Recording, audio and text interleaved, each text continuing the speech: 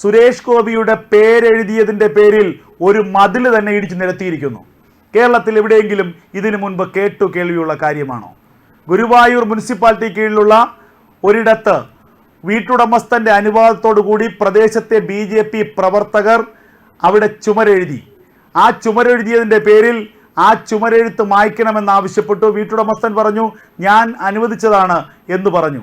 BJP പ്രവർത്തകർ പറഞ്ഞു വീട്ടുടമസ്ഥൻ്റെ അനുവാദത്തോടു കൂടിയാണ് ചുമരെഴുതിയത്, അതുകൊണ്ട് അത് മായ്ക്കാൻ സമ്മതിക്കില്ല, മായ്ക്കാൻ അനുവദിക്കില്ല. തുടർന്ന് ഇരുട്ടിൻ്റെ മറവിൽ ഗുണ്ടകളുമായി വന്ന് ആ മതിൽ പൂർണ്ണമായി ഇടിച്ചു നിരത്തി. എന്തൊരു ഗുണ്ടായിസമെന്ന് ഓർക്കണം.